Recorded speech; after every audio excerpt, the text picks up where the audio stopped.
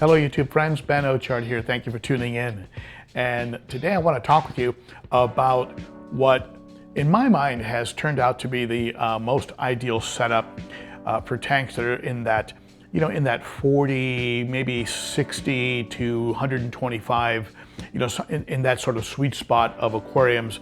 There's a type of setup now that I've had a chance to break down all my tanks and really step back and take a look at what was really working and what was perhaps not quite as stable.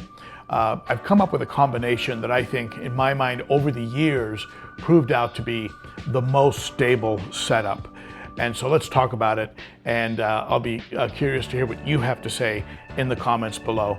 Let's go ahead and get into it.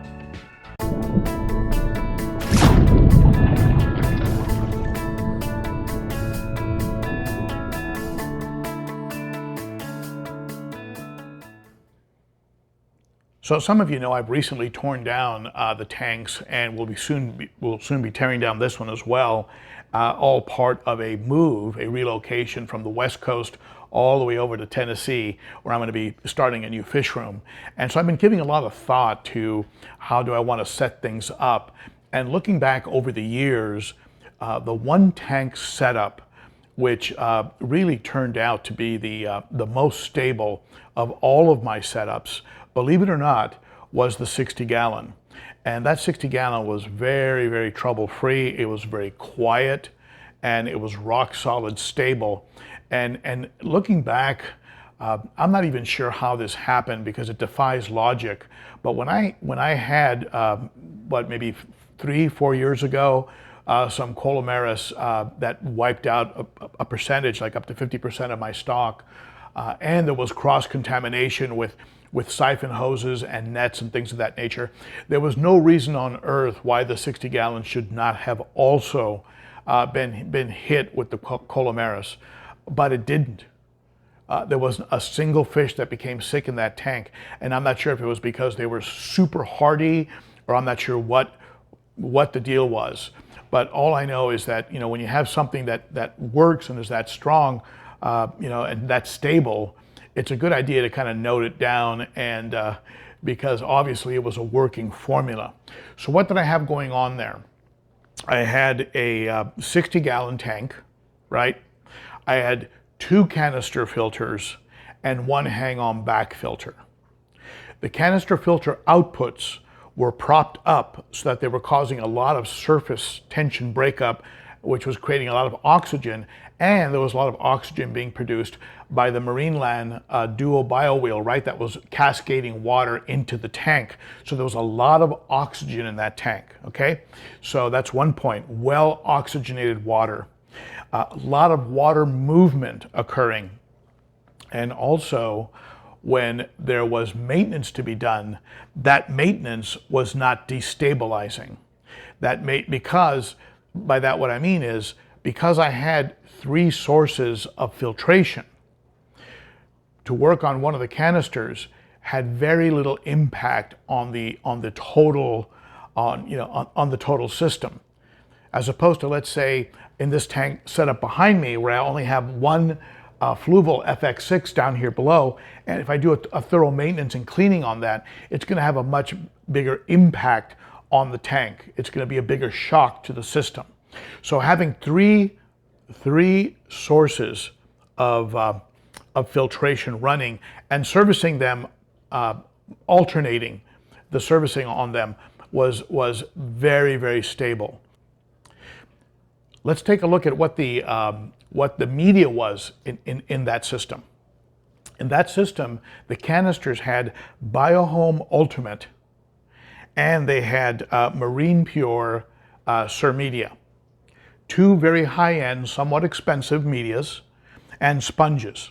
In the hang-on back, the Marineland Emperor 400 hang-on back, I had Pinky Floss, and I had some bio balls that have sponge inside of them. So basically sponge filtration in a bio ball. So that was the configuration. And I think because I had filtration so spread out that there was very little to almost no shock when I would do maintenance, I had very high-end media, and I was on top of maintenance. In other words, every week without fail, that tank would get a water change and a vacuuming. Usually somewhere between 20 to 40%, except for a very short period of time where I was getting some nitrates from my tap, and I did some water changes that were 80% so that I wouldn't fall behind. If you're getting nitrates from your tap, you're never going to lower those nitrates with water changes less than 50%. I have a video on it. I'll include a link probably up here that you can follow on why the nitrates will creep on you if you have nitrates coming out of your tap and you're doing water changes less than 50%. So, looking back over the years, multiple filtration units, good quality, it looks like good quality media, and regular maintenance, and certainly a tank that was never really overstocked. It was moderately stocked, I would say. All those contributed to what, looking back, I would say was the most stable setup.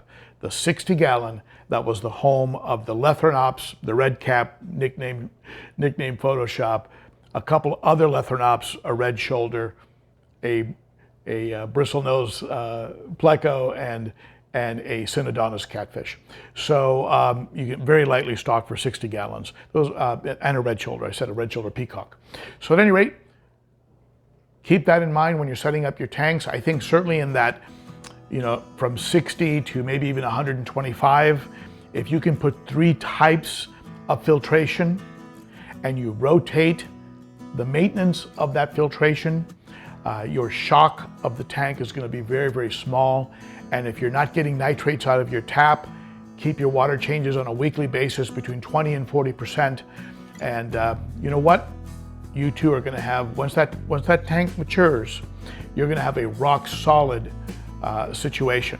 I had no chemical filtration in that tank. I did it first. When I first set it up, I was using Purigen and some charcoal. As the tank matured, I removed all chemical filtration and I only used charcoal and I started to only have charcoal around if I would ever need to medicate a tank so I could use it after medicating. But otherwise there was no chemical filtration at all. Simply sponges, BioHome Ultimate, and Marine Pure, and of course the Pinky Floss and the sponge-filled bio balls in that hang-on back filter. So just thought I'd share that with you, and I'm doing a little bit of a sort of contemplating, a little bit of thinking back on what was really working, on what would be an ideal situation. You start getting up over 125 gallons with your tanks, seriously consider a sump because of ease of maintenance, the tremendous amount of water turnover, and the flexibility. It really is the king of filtration, and you can fill that thing up with, whatever you want, bio balls, Marine Pure, and it just gives you a tremendous amount of surface area to work with. And you get to hide a lot of your equipment, so you have no heaters in the tank and things of that nature. Okay, that's it for me. Thank you folks for tuning in. You are appreciated. I hope to see you at the live streams, the Cichlid and coffee live streams.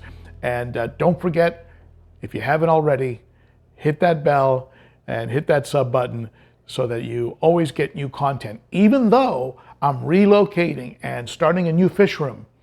And it doesn't mean I'm not going to be uploading content. I still, with the use of backdrops and all kinds of other stuff, I can pull on a lot of my old videos and still create content for you, which I plan to do. So stay on top of it by hitting that sub button and bell.